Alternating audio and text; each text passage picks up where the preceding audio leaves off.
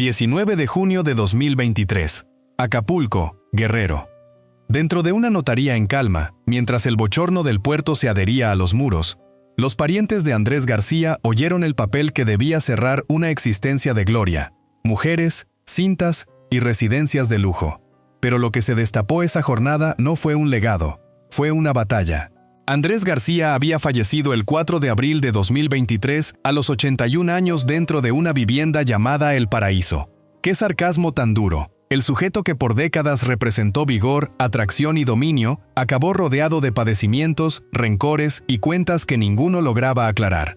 Y cuando finalmente se dio lectura a su última voluntad, surgió una frase demoledora.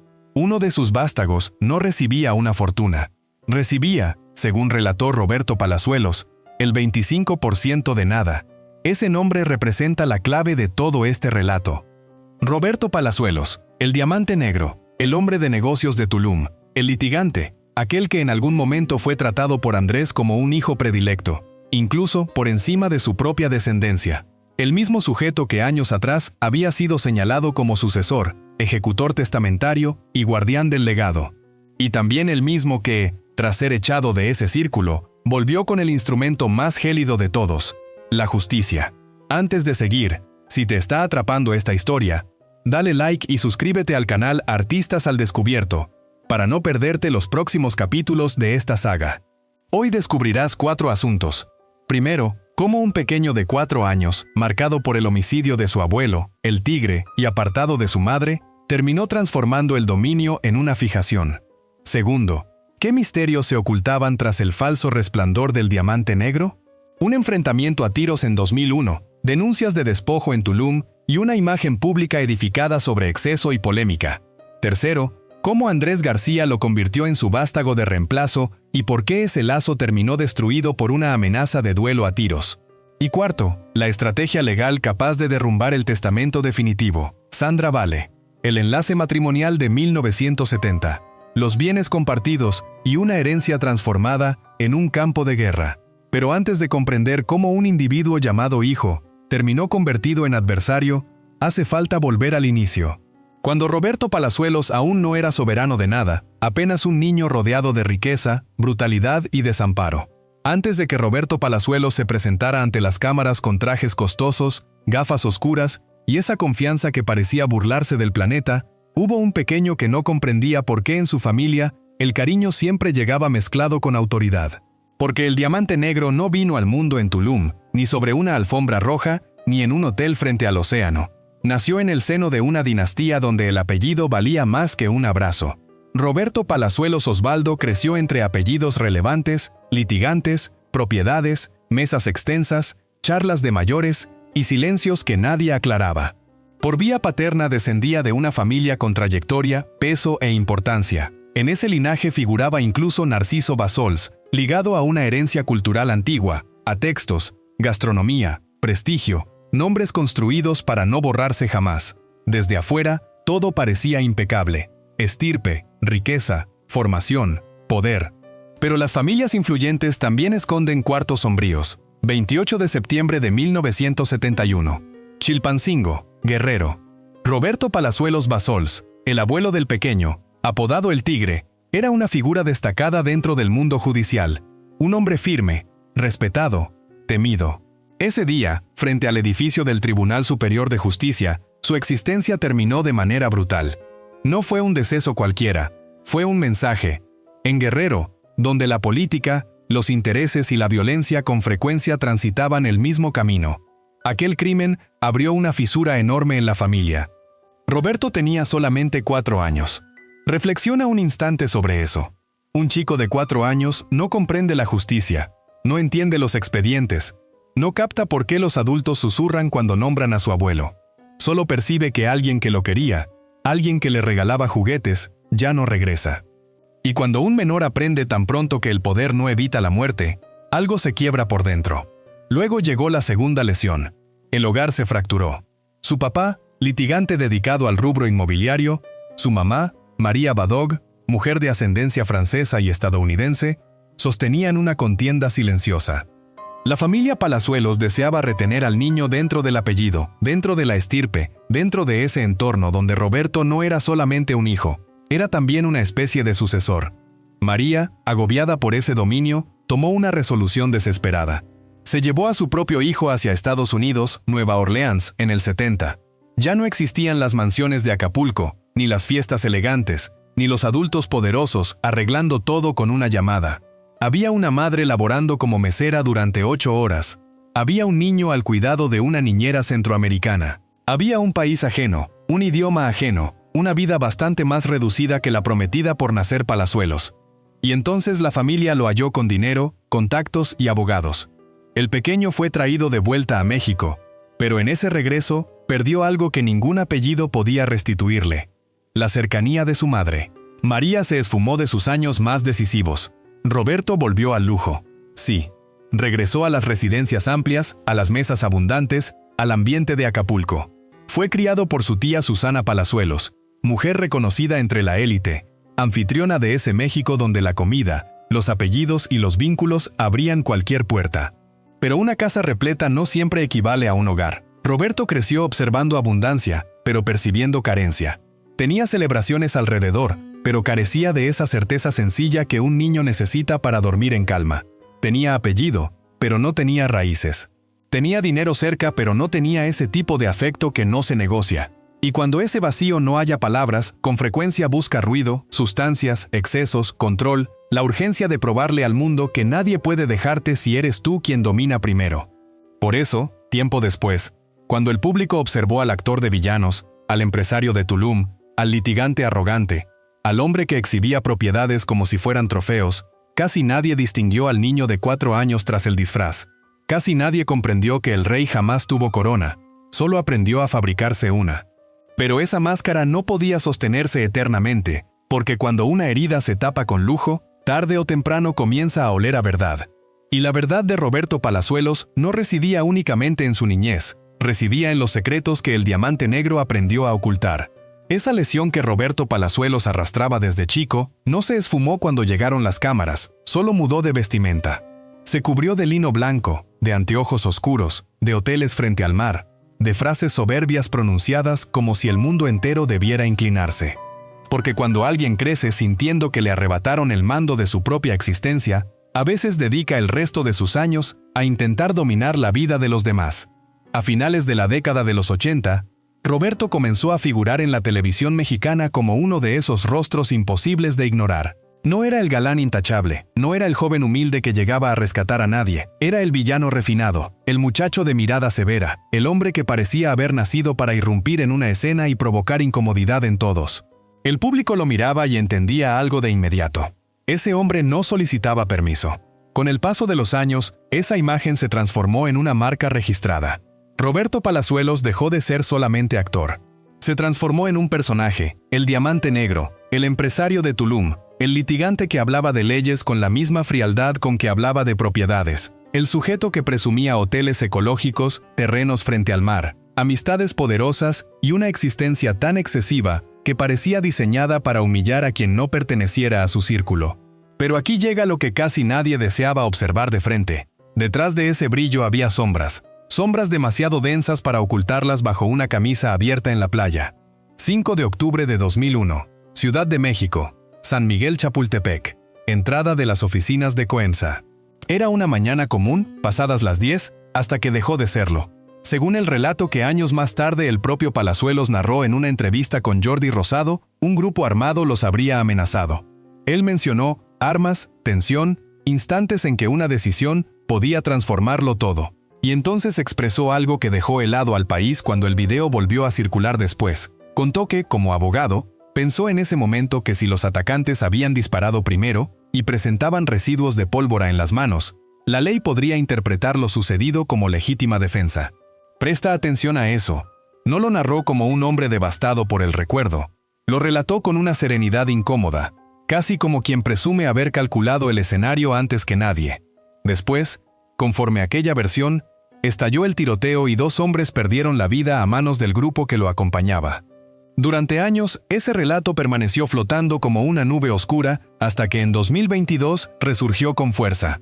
Justo cuando Roberto buscaba ingresar a la política en Quintana Roo, bajo las siglas de Movimiento Ciudadano. De pronto, el Diamante Negro ya no era únicamente el empresario hotelero ni el actor de telenovela. Era un aspirante a gobernador con una historia de sangre persiguiéndolo por doquier. Y entonces cambió el discurso. Palazuelos negó haber matado a alguien. Afirmó que jamás le quitó la vida a nadie. Sostuvo que solo disparó una vez al aire con un arma calibre 380, registrada ante la Sedena, y que quien respondió directamente fue un escolta, un exmilitar que lo acompañaba. ¿Fue una aclaración necesaria? ¿Fue una defensa legal? ¿Fue la corrección de un relato mal comprendido? ¿O fue el reflejo de un hombre consciente de que una frase pronunciada con arrogancia podía arruinar una candidatura? Esa interrogante quedó ahí, clavada como una espina. Pero el problema no era solo el pasado violento, también estaba Tulum. Tulum, ese Edén de arena blanca, mar turquesa y turistas dispuestos a pagar cualquier cifra por dormir cerca de la selva. Ahí Roberto edificó una porción enorme de su leyenda. Hoteles, terrenos, lujo ecológico. La imagen perfecta del empresario que entendió antes que muchos dónde estaba el dinero. Únete a la comunidad de Artistas al Descubierto, suscribiéndote ahora. Así seguirás con nosotros mientras destapamos cada capa de este escándalo. Pero en ese mismo territorio, surgieron las acusaciones más incómodas. Una empresaria de nombre Lisbeth Romano lo denunció por presunto despojo relacionado con un hotel y restaurante en Tulum. Según esa acusación, el 26 de marzo de 2021 habría sido sacada del lugar junto con su personal sin exhibirse una orden judicial válida. Ella sostuvo que la documentación empleada para justificar la posesión no tenía la legalidad que Palazuelos aseguraba poseer. Roberto, evidentemente, respondió como Roberto sabe hacerlo. Negó las acusaciones, habló de agresiones, de intereses políticos, de campañas para difamarlo, incluso de manipulaciones modernas fabricadas para destruir su imagen. Y ahí resurgió el mismo esquema. Cuando la sombra aparece, él se repliega, ataca, amenaza con demandas, se posiciona como víctima, transforma el escándalo en una guerra de versiones. Luego surgió otra fisura, quizá más pequeña, pero igual de reveladora. Un ex empleado de Diamante K lo acusó de reciclar comida sobrante para volver a servirla y así reducir costos. Roberto también lo desmintió.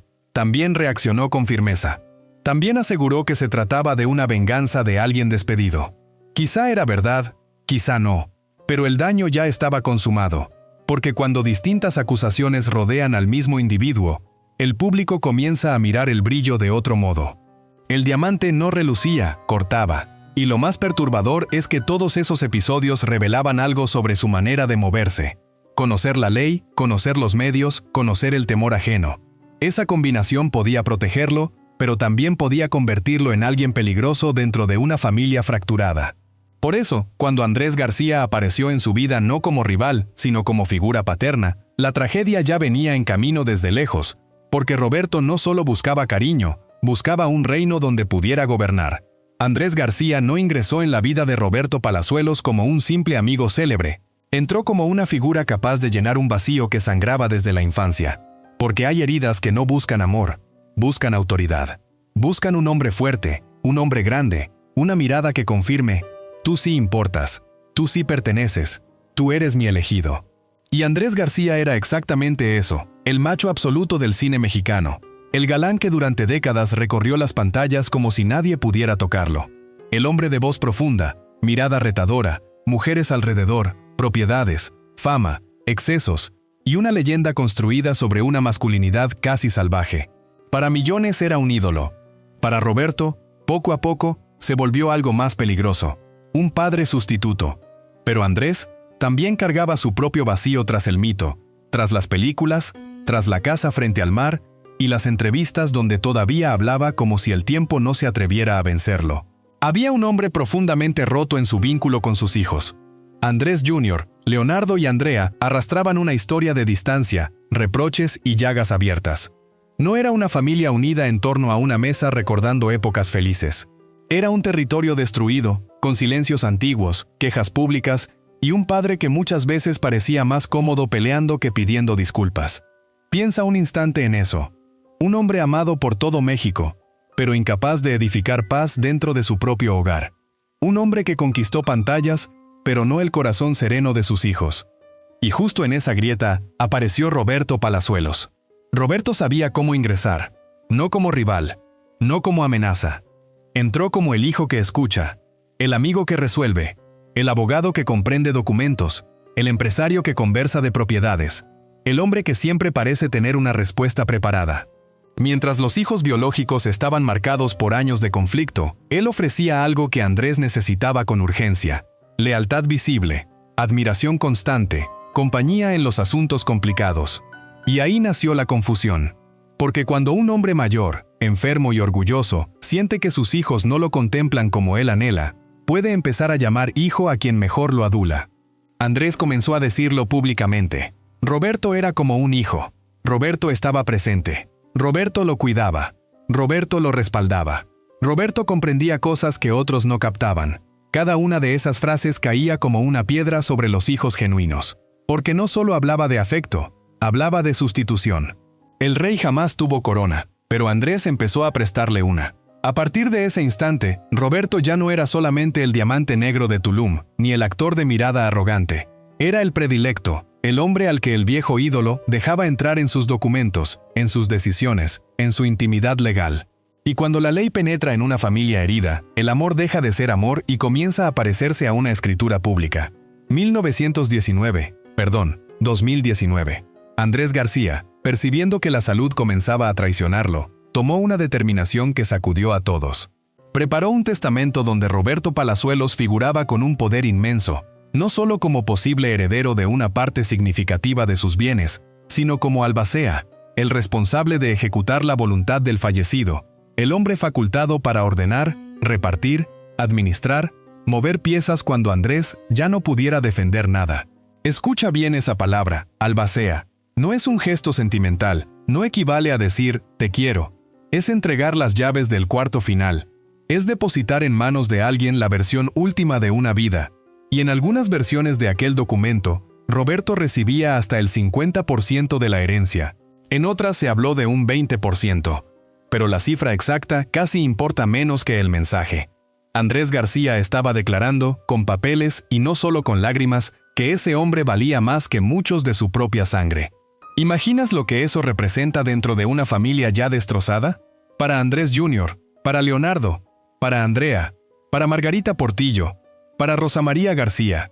La presencia de Roberto no podía interpretarse como un simple gesto de amistad. Era una invasión. Un extraño, por más cercano que fuera, estaba sentado en el centro de la mesa familiar, con acceso a la voluntad del patriarca y con poder sobre propiedades que no eran cosa menor. Casas, terrenos, recuerdos, dinero, símbolos, todo lo que sobrevive cuando una leyenda comienza a cobrarse su precio. Y entonces Roberto hizo algo que reveló demasiado. Cuando surgieron las sospechas, cuando lo señalaron de acercarse a Andrés por conveniencia, cuando le insinuaron que tal vez manipulaba a un hombre vulnerable para quedarse con su fortuna, él no respondió con humildad, respondió con desdén. Declaró que su propiedad más pequeña en Tulum valía más que todas las propiedades de Andrés García juntas. Esa frase fue dinamita, porque quizá quiso defenderse, quizá quiso decir que no necesitaba nada, pero lo que salió sonó distinto. Sonó a burla, sonó a arrogancia. Sonó como si el patrimonio de un hombre que lo había llamado hijo fuera un asunto menor, casi una propina frente al imperio del diamante negro. Ahí empezó a corromperse todo. Andrés creyó haber hallado al hijo que no lo abandonaría. Roberto creyó haber hallado al padre poderoso que lo coronaría.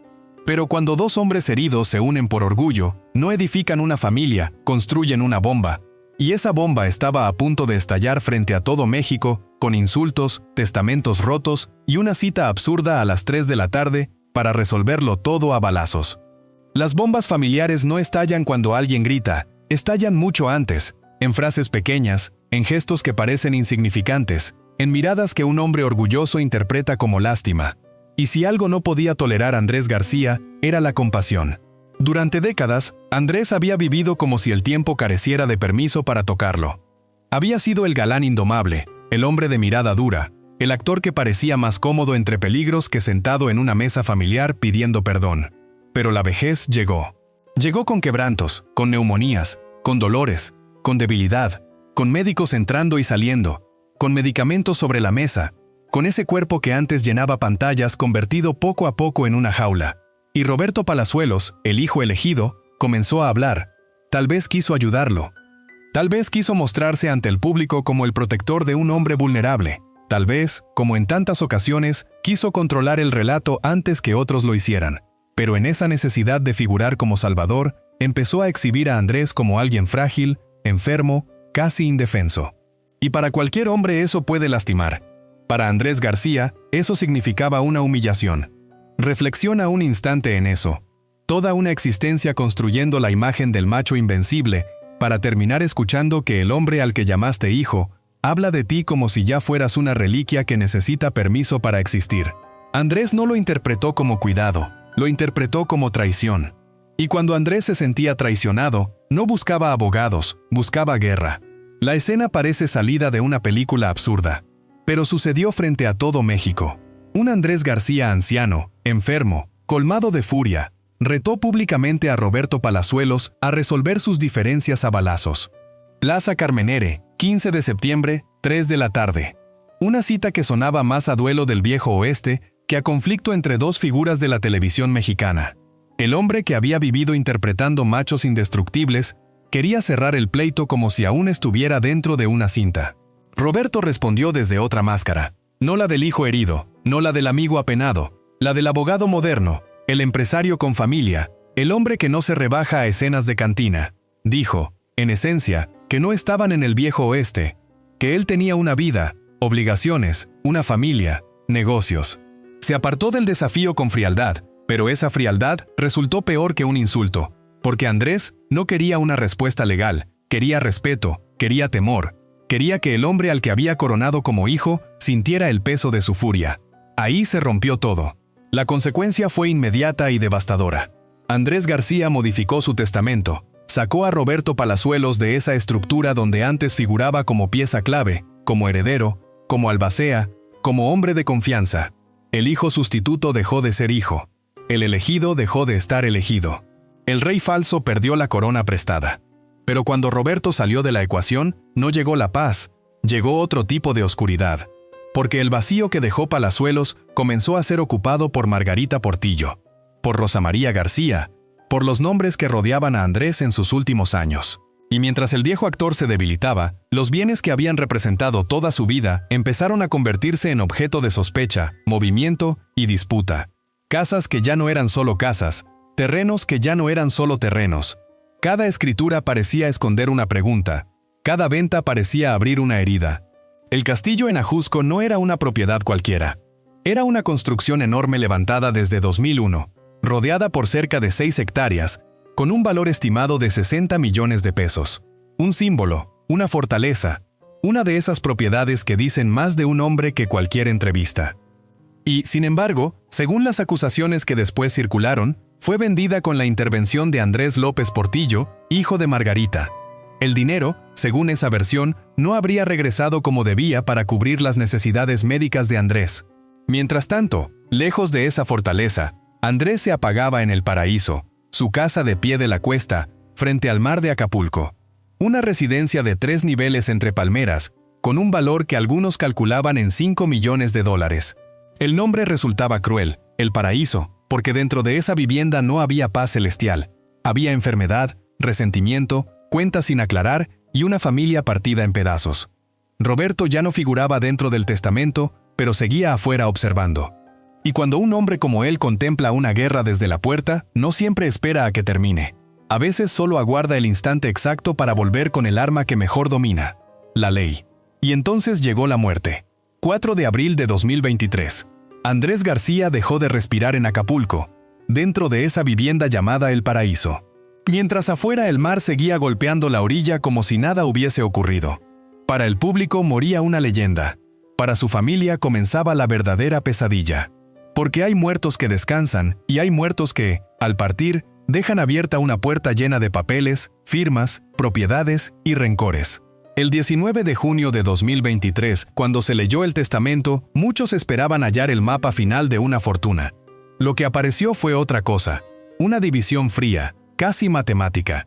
25% para Margarita Portillo, la viuda. 25% para Andrés López Portillo, el hijo de ella. 25% para Rosa María García, hermana del actor. Y 25% para Andrés García Jr., el hijo mayor. 4 partes, 4 nombres, 4 fragmentos de una vida. Pero había dos ausencias que gritaban más fuerte que cualquier firma. Leonardo y Andrea no figuraban. Dos hijos de sangre quedaban fuera. Y como si eso no bastara, pronto surgió la frase que convirtió aquel documento en una burla cruel. Según narró Roberto Palazuelos, Andrés Jr. no había heredado una fortuna, había heredado el 25% de nada. Reflexiona un instante en eso.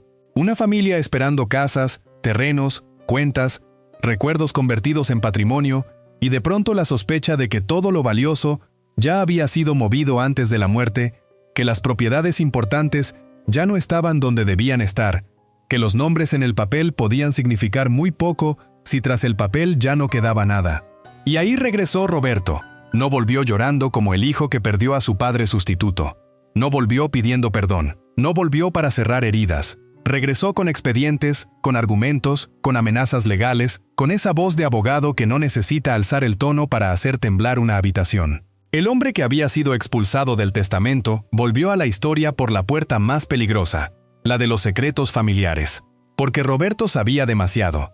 Había estado cerca de Andrés, había escuchado conversaciones, había visto documentos, había conocido el interior de esa familia donde cada afecto parecía terminar convertido en pleito.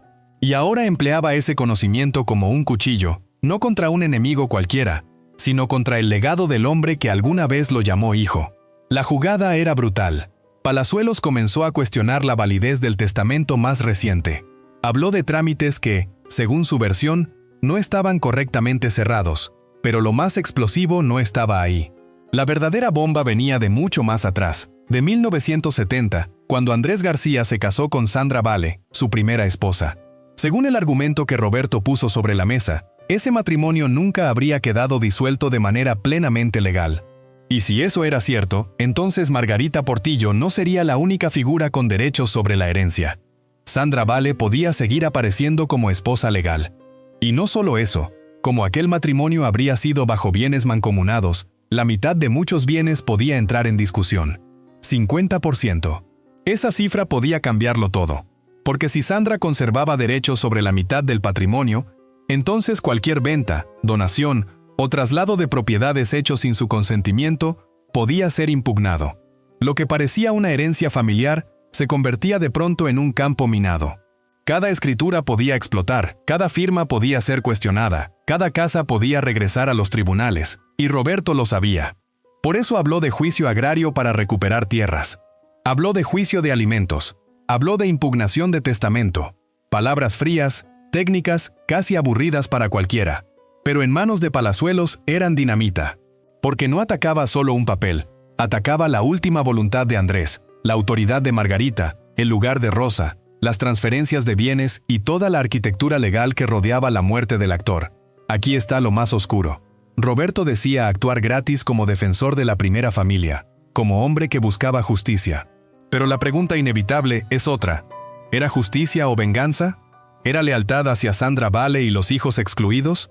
¿O era la manera perfecta de castigar a quienes lo sacaron del reino? El rey nunca tuvo corona, pero ahora tenía tribunales, y así la traición se volvió más fría que cualquier insulto. Porque Andrés García no fue atacado en vida con gritos, sino después de muerto con documentos. Sus errores, sus matrimonios, sus firmas, sus propiedades y sus viejas heridas fueron llevadas al centro del espectáculo público. El hombre que un día entregó confianza terminó convertido en expediente. Pero la pregunta más dolorosa no era quién iba a ganar esa guerra. La pregunta era qué quedaba de Andrés García después de que todos terminaran peleando sobre su tumba. Porque el final de Andrés no tuvo la grandeza que el público imaginaba. No hubo una última escena con aplausos. No hubo una familia reunida alrededor de su cama, tomada de la mano, perdonándose por todo lo que no supieron decirse durante décadas. No hubo paz, hubo enfermedad, resentimiento, papeles, sospechas y una casa frente al mar que llevaba el nombre más cruel posible, El Paraíso. 4 de abril de 2023. Pie de la Cuesta, Acapulco. Andrés García murió a los 81 años, tras meses de deterioro físico, cirrosis, neumonías, dolor, cansancio. Un cuerpo que alguna vez fue símbolo de fuerza masculina en México, reducido lentamente por la edad, por los excesos, por las batallas médicas y por esa soledad que no figura en los estudios clínicos, pero pesa más que cualquier diagnóstico.